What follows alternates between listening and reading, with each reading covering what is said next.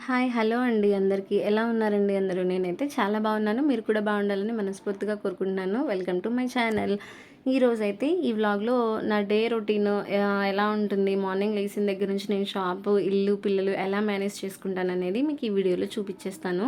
చూసేయండి. ఇంకా మార్నింగ్ అయితే నేను మేబీ 7కి అలా లేచి ఉంటానండి. ఇంకా ఎందుకంటే నైట్ పడుకునేటప్పటికి 12:30, 12 అలా అయిపోతూ ఉంటుంది కాబట్టి ఇంక నేను మార్నింగ్ అయితే 7 ఇంకేదైనా కొంచెం ముందే లెగవాలనుకుంటున్నాను. ఎందుకంటే స్కూల్స్ 8:20 కల్లా స్కూల్లో ఉండాలి అని పిల్లలకి చెప్పేశారు. ఎందుకంటే వాళ్ళకి లంచ్ బాక్సులు కూడా స్టార్ట్ అయిపోయినాయి కదా! కాకపోతే స్కూల్ 3:30 వరకేలెండి. కాకపోతే కొంచెం ఏంటంటే 8:20 కల్లా తీసుకొచ్చేయండి అంటున్నారు. ఇంక అప్పుడు నేను 6:30కే లెగవాలి. ఇంకా ఆఫ్టర్‌నూన్ అప్పుడు పడుకోవడానికి కుదరదనమాట. సరే అనని చెప్పంటే ఇల్లు, షాపు సరిపోతుంది. ఇంక అప్పుడు లంచ్ బ్రేక్ కాబట్టి మా వారిని కూడా పంపించాలి.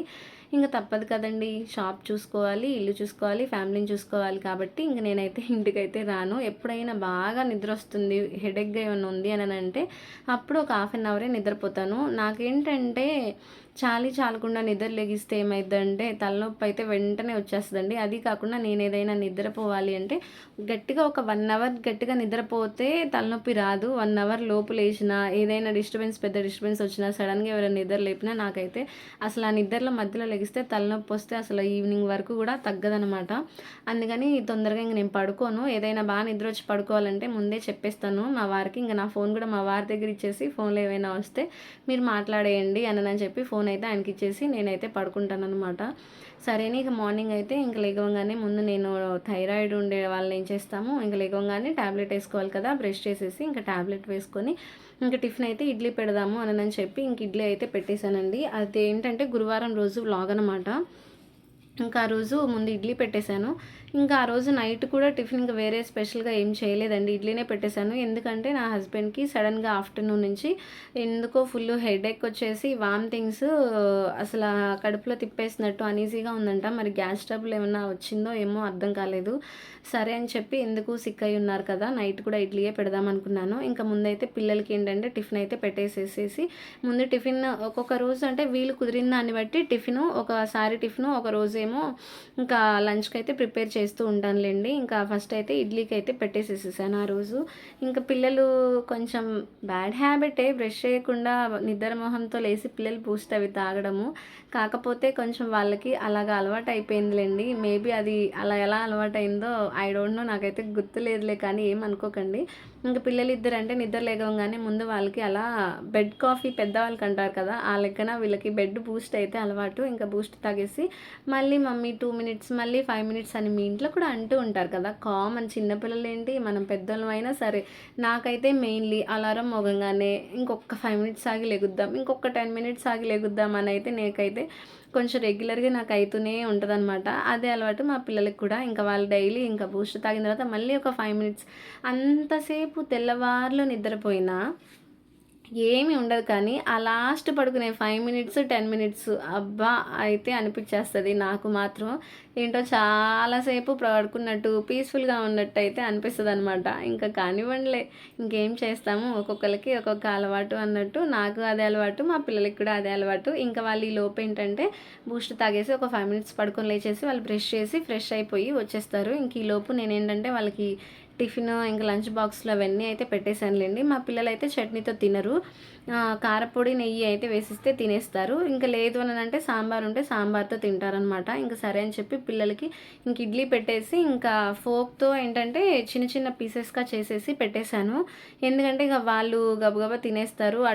ఇటొచ్చి ఒక పని, అటొకొచ్చి ఒక పని అన్నట్టు. అప్పటికి ఆ రోజు కొంచెం లేట్ అయితే అయిపోయింది. ఆ రోజు స్కూల్ ఫస్ట్ డే అనమాట.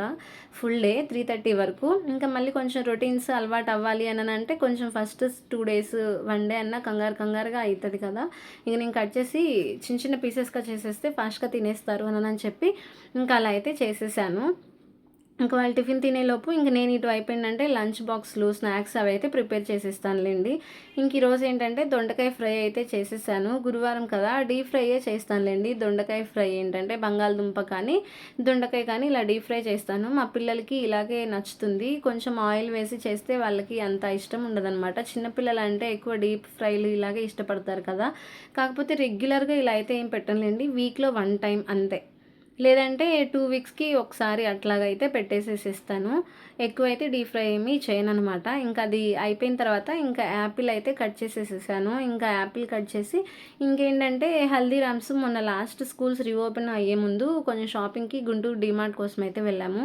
అక్కడ హల్దీరామ్స్ వాళ్ళది హల్వాను ఇంకా అక్కడ యానిమల్ చాక్లెట్స్ అని చెప్పి వైల్డ్ యానిమల్ బాక్స్ అని ఒకటి ఉంటది. చాక్లెట్స్ అవి బావుంటాయి. ఇంక సరే అని చెప్పి ఇంక అవి కూడా పెట్టి పంపించాననమాట. ఇంక ఇవేంటంటే వాళ్ళకి మార్నింగ్ నుంచి ఈవినింగ్ వరకు వాళ్ళలా మేనేజ్ చేసేసుకుంటారులెండి. ఇబ్బంది లేదు. ఇంక వాళ్ళు వాళ్ళ ఫ్రెండ్స్ కూడా షేర్ చేసుకొని తింటారు. ఇంకేంటంటే ఖచ్చితంగా పెట్టాలి స్నాక్స్ అని లేదు. ఇప్పుడు పిల్లలు పెద్దోళ్ళవుతున్నారు కాబట్టి వాళ్ళకి నచ్చినట్టు ఇప్పుడు మనకి నచ్చినట్టు 6 డేస్ వాళ్ళుంటే కనీసం ఒక్కరోజైనా వాళ్ళకి నచ్చినట్టు వాళ్ళ లైఫ్‌కి తగ్గట్టు వాళ్ళకి ఇష్టం వచ్చినట్టు ఉండాలి కదా! అందుకని మరీ అంత వదిలేయమని అయితే కాదులెండి. ఎందుకన్నానంటే ఇప్పుడు వీక్‌లో 7 డేస్‌లో 6 డేస్ స్కూల్ ఉంటది. ఒక్క డే మాత్రం వాళ్ళకి నచ్చినట్టు స్కూల్ ఫ్రెండ్స్‌తో పాటు స్కూల్‌లో ఏదైనా కొనుక్కొని స్నాక్స్ అయితే తింటారనమాట. రోజు మనం చేసినయే పెట్టాలి, రోజు మనం చేసినయి తినాలి అంటే వాళ్ళకి కూడా కొంచెం బోరింగ్ అనిపిస్తది కదా! ఎందుకంటే పిల్లలు పెద్దోళ్ళు అయ్యేటప్పుడు ఫ్రెండ్స్‌తో అలా వెళ్ళాలి, సరదాగా క్యాంటీన్‌కి వెళ్ళాలి, తినేసి రావాలి అని వాళ్ళకి కూడా అనిపిస్తది కదా! అందుకని వీక్‌లో ఒక 1 డే మాత్రం వాళ్ళకి నచ్చినట్టు ఇంక వదిలేసేసిస్తాను. ఇక్కడైతే ఇంక పిల్లలకి స్నాక్స్ బాక్సు, లంచ్ బ్యాగ్‌లు, వాటర్ బాటిల్స్ అన్నీ అయితే రెడీ చేసి పెట్టేసేసేసాను.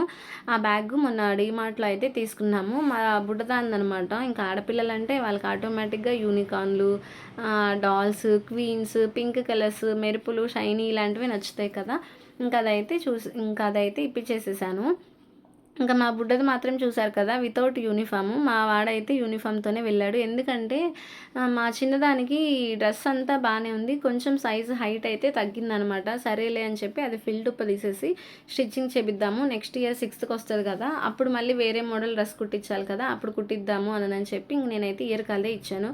మిషన్ దగ్గర ఇచ్చి 1 వీక్ అయినా ఇంత మటుకు ఇవ్వలేదు. అందుకని దానికి మాత్రం సివిల్ డ్రెస్ అయితే వేసి ఇచ్చేసాను. ఇంకా మా వారైతే ఒక్కొక్కసారి మా వారు తీసుకెళ్తారు. ఒక్కొక్కసారి ఇంక నేనైతే తీసుకెళ్తాను స్కూల్‌కి. మాక్సిమం ఎక్కువ నాకే అయ్యిద్ది. మా వారేమో ఒక రోజు, 2 రోజులు నాకే 4, 5 డేస్ నేనే వదిలిపెడతాననమాట.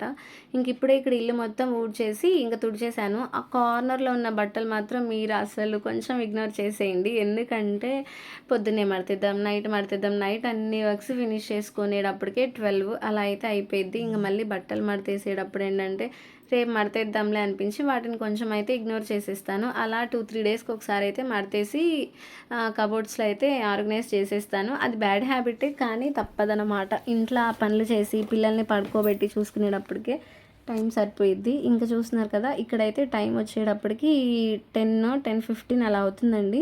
పిల్లలు కూడా వెళ్ళిపోయిన తర్వాత ఇంక నేను కూడా ఇంట్లో పనులన్నీ ఫినిష్ చేసుకొని ఫ్రెష్ అయిపోయి గురువారం కాబట్టి వీలు కుదిరిన దాన్ని బట్టి సాయిబాబా టెంపుల్ అయితే ఉంటుంది మాకక్కడ. ఇంకా సాయిబాబా గుడికైతే వెళ్ళేసి షాప్ దగ్గరికైతే వచ్చేసాను. ఇంకా షాప్ దగ్గర కొంచెం సేపు కూర్చొని ఫోన్ చూసుకొని ఎవరైనా కస్టమర్స్ వస్తే సేల్ అవన్నీ చూసుకుంటాను.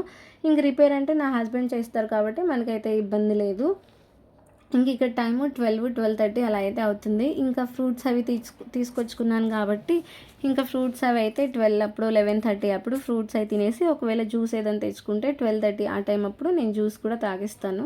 ఇంక మా వారికి నాకు సపరేట్‌గానే పెట్టేస్తానులేండి. ఎందుకంటే మాది షాప్స్ 2 షాప్స్‌లేండి. ఒక షాప్‌లో నా హస్బెండ్ వేరే వర్కర్ ఉంటారు. ఒక షాప్‌లో అయితే నేనుండి చూసుకుంటాను. వర్కర్ ఏంటంటే నేను ఏదైనా బయటికెళ్ళాలన్నా, ఏదైనా బయటికెళ్ళి తేవాలన్నా ఇంక వాడైతే బయటికెళ్ళి తీసుకొచ్చి మాకు హెల్ప్‌ఫుల్‌గా ఉంటాడనమాట. ఇంకది. ఈ 2 షాపులు ఎందుకు?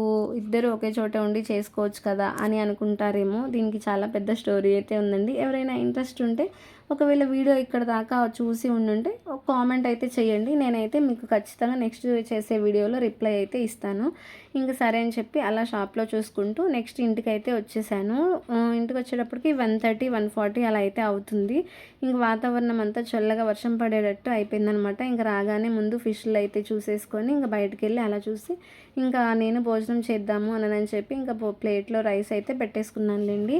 ఇంకా దాని తర్వాత ఇంకా ఎండాకాలం అంటే మ్యాంగోస్ కంపల్సరీ కదా! ఇంకా అవి అన్నీ పెట్టేసుకొని మళ్ళీ నేను భోంచేసి షాప్ దగ్గరికైతే 2:30, 2:40 లేదంటే 3:00 లోపైన షాప్‌కైతే వెళ్ళిపోతాను. ఇంకా అప్పుడు వెళ్ళి మా వారినైతే ఇంటికి పంపిస్తా. ఇంకా ఆయన భోంచేసి కొంచెం సేపు ఏదైనా పడుకుంటే 4, 4:30కి అలా అయితే వస్తారు.